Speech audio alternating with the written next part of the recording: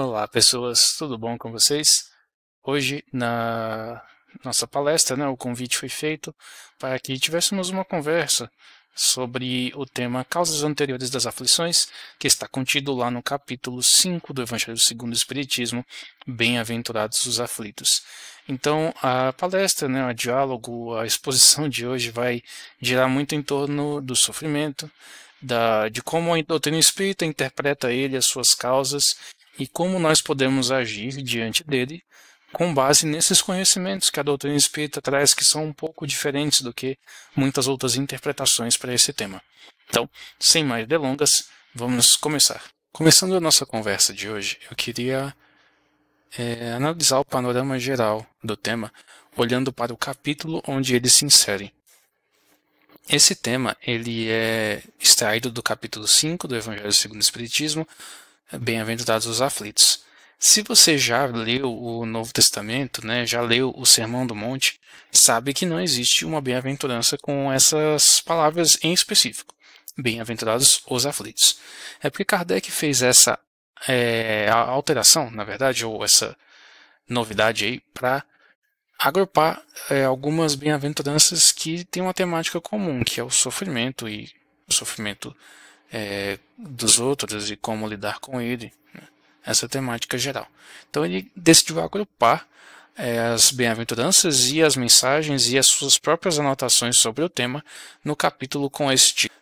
Avançando aqui um pouquinho, nós temos que Bem-aventurados os aflitos, então, é a análise de Kardec sobre essa parte do Sermão do Monte, em que Jesus vai fazer promessas de consolação e justiça para os sofrimentos mundanos no reino dos céus. A promessa de Jesus ela é comovente, ela é poderosa, especialmente para quem o escutava na época. Jesus falava para os mais excluídos, para os mais sofredores, para os que eram esquecidos pelos poderosos da época. Essa mensagem ela tocava fundo aos corações porque ela oferecia algum tipo de consolo, algum tipo de justiça que eles não alcançavam na vida cotidiana. Eles já viam aquele ciclo de sofrimento se repetir com seus semelhantes, ou já tinha acontecido em suas famílias antes, e eles viam acontecendo com eles mesmos. A pobreza, o descaso, a doença. Então, todas essas situações que eles não viam como eles poderiam ter causado e como eles poderiam superar aquilo naquele espaço de vida tão curto. E Jesus ele promete algo além do corpo. Ele promete algo que fala da vida eterna, da sobrevivência da alma e de que esse sofrimento de fato há de ter um fim, há de não ser mais tão pungente quando toda essa situação passar. E essa análise de Jesus ela é muito sóbria, ela é muito madura, porque ela não promete uma solução mágica, fácil e instantânea para o sofrimento, não. Ele pede ou exorta-nos a que tenhamos paciência para suportar o sofrimento, para entender que as nossas lágrimas não são em vão, para entender que a nossa sede de justiça há de ser saciada. Ou seja, o sofrimento está aí, ele existe, ele faz parte da experiência humana. O próprio Buda também já havia dito isso alguns séculos antes da vinda do Cristo. E essa ideia de que o sofrimento é inerente à nossa experiência também permeia a mensagem do Cristo. E não é sobre extingui-lo, e sim conviver com ele, viver apesar dele. Então essa é a mensagem de Bem-aventurados os aflitos que Kardec analisa com bastante detalhamento e com bastante sobriedade também, sendo cientista, sendo bem lógico como Kardec era. E aí nós podemos, a partir desse panorama geral, nos aprofundar um pouquinho mais nessa mensagem das causas das aflições. E é o que nós vamos fazer agora em seguida.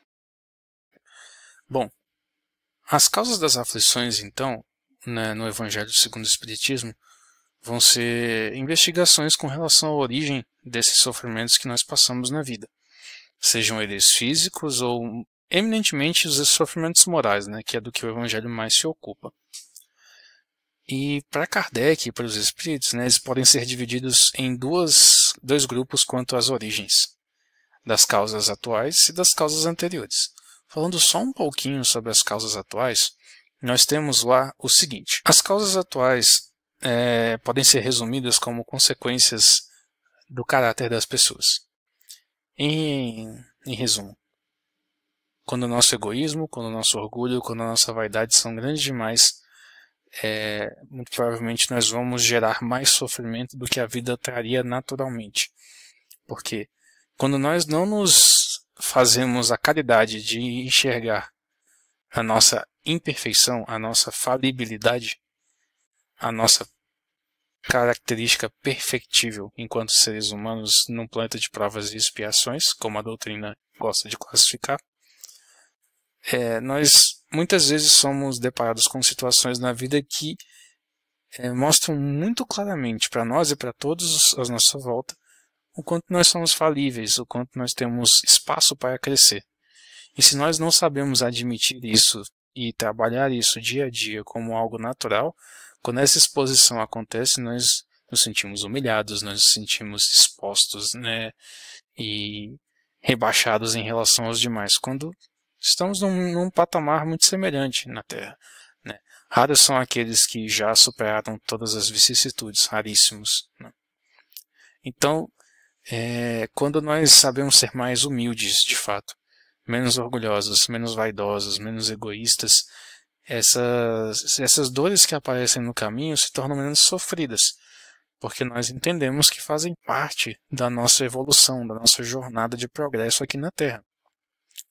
Outra fonte das causas atuais aí é a nossa inabilidade em lidar com a dor, que muitas vezes gera um processo de fuga constante, de não querer sentir dor. E na fuga da dor, muitas vezes a gente acaba criando problemas e situações muito piores, muito mais complexas.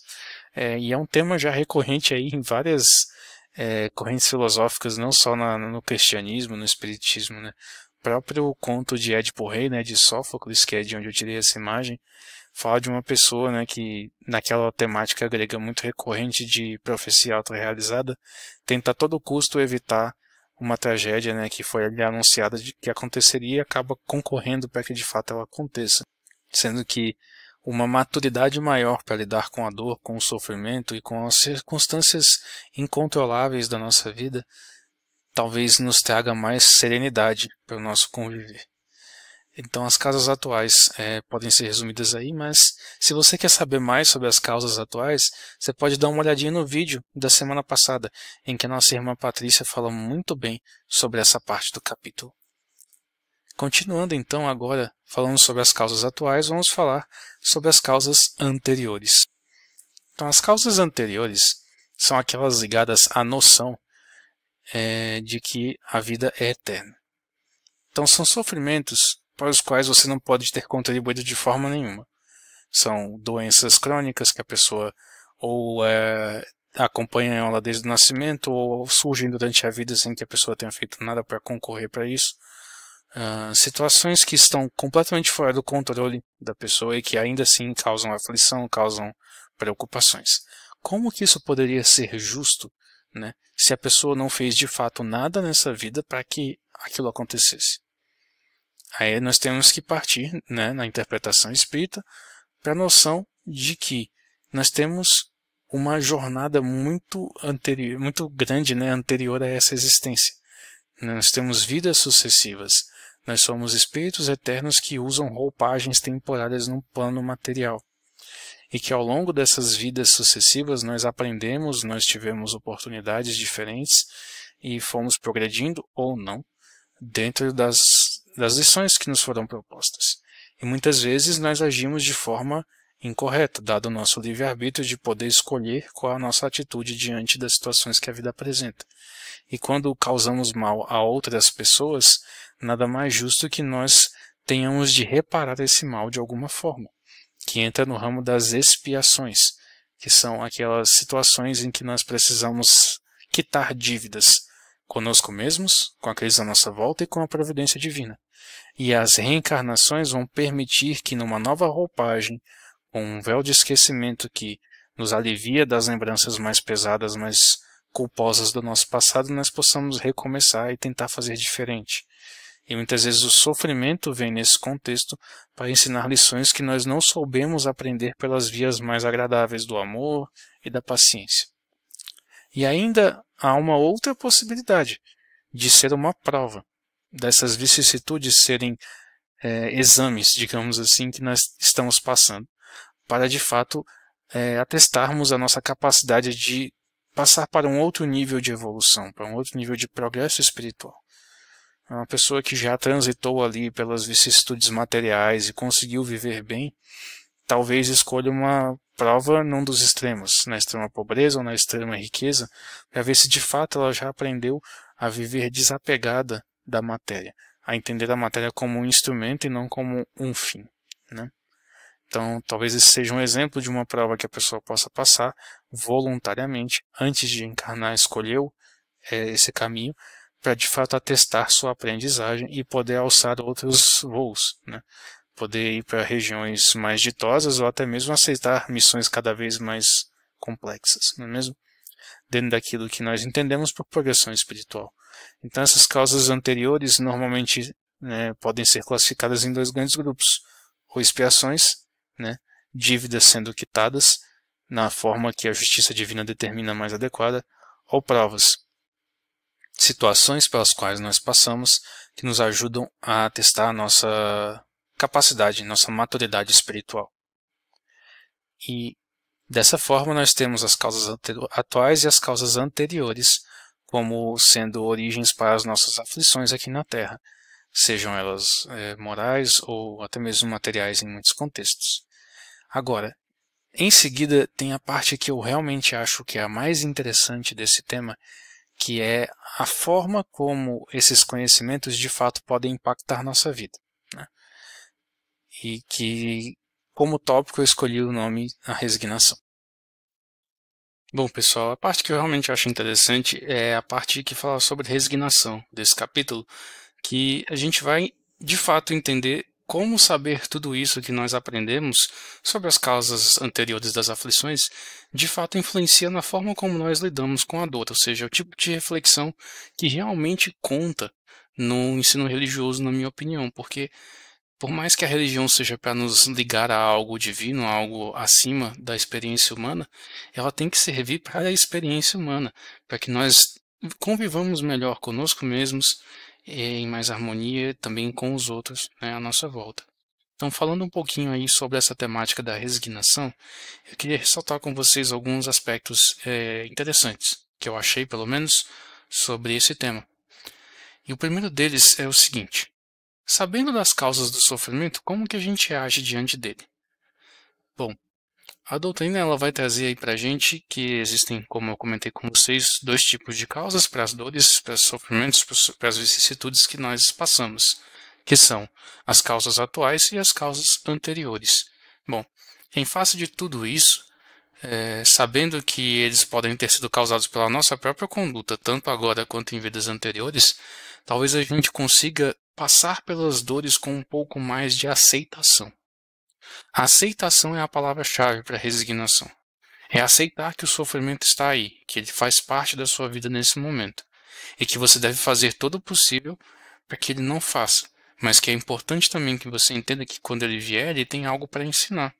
E muitas vezes, não importa o que nós façamos, ele vai permanecer conosco. Então cabe a nós lidar bem com ele ou não, conseguir viver em paz apesar dele ou não.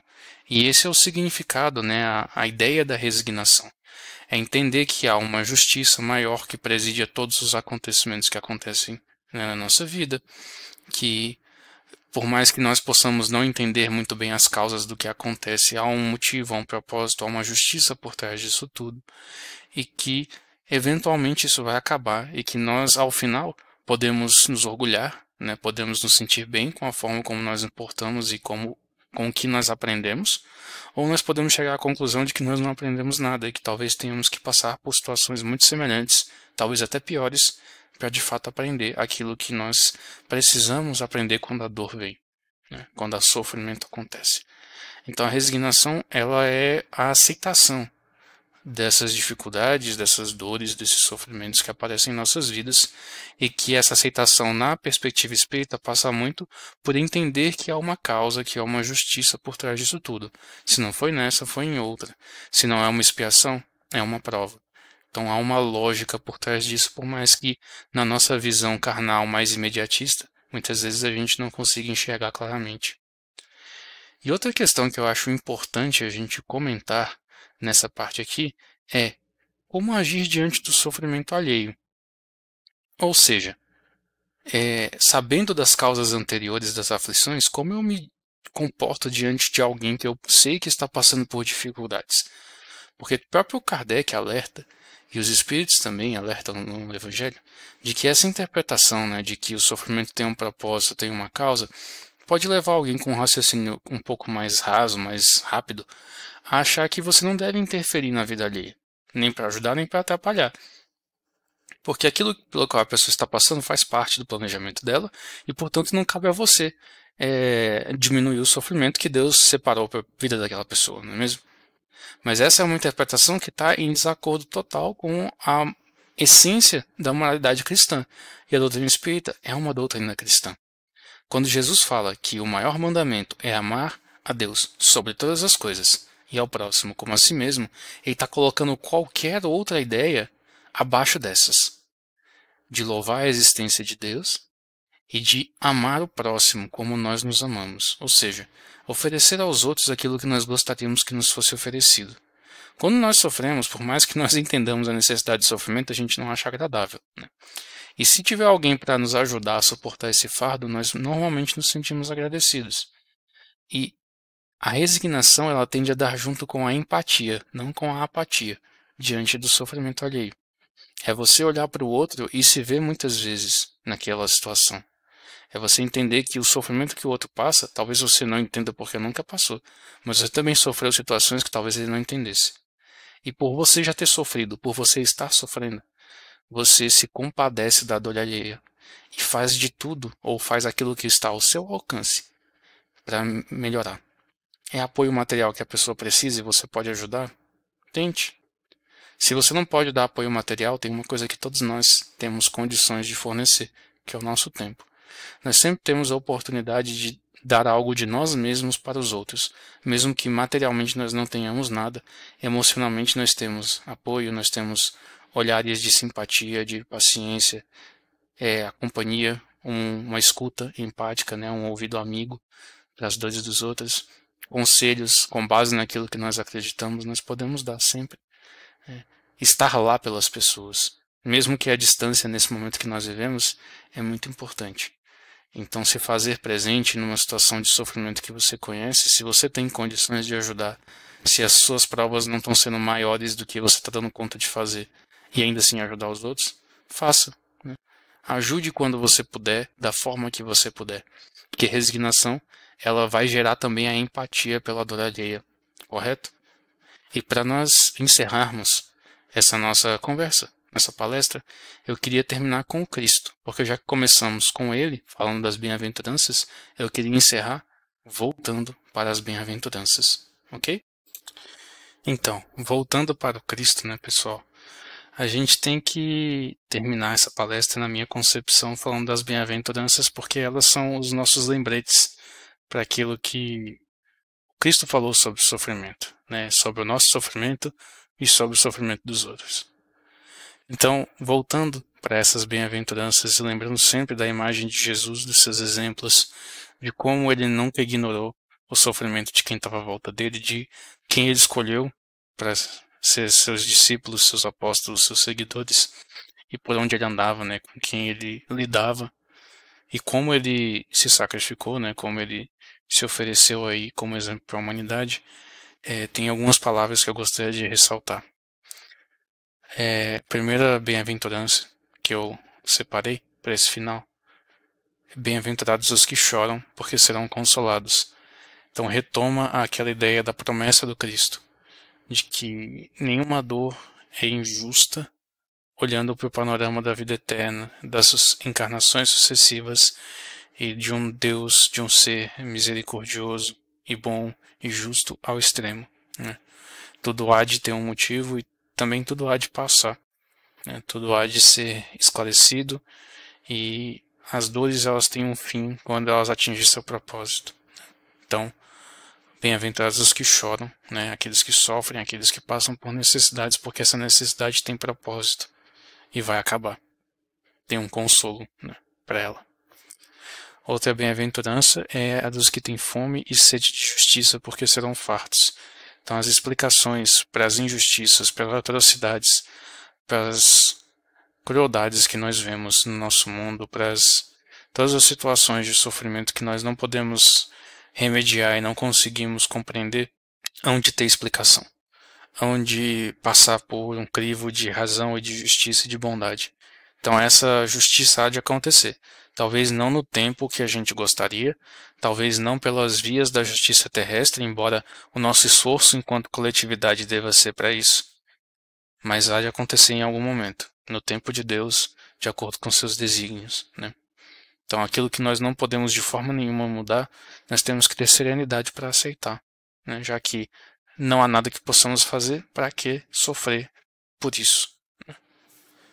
E por fim, bem-aventurados os misericordiosos, porque eles alcançarão misericórdia.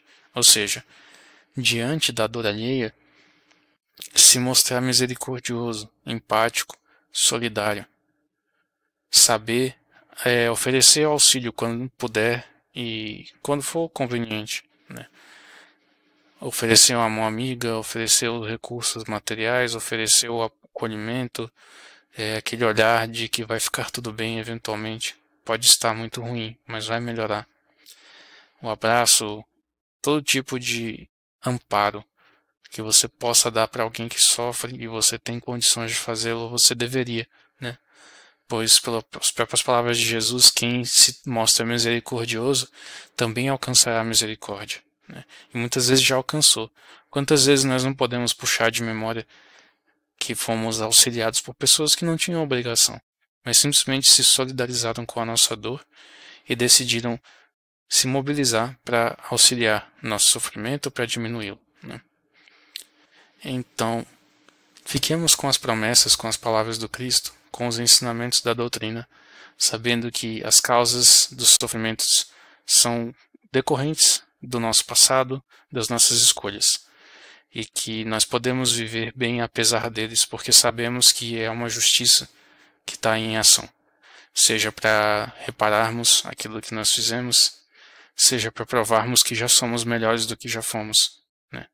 E que quando nós nos deparamos com a dor alheia, que nós saibamos nos colocar no lugar do outro e agir da forma como gostaríamos que agissem conosco.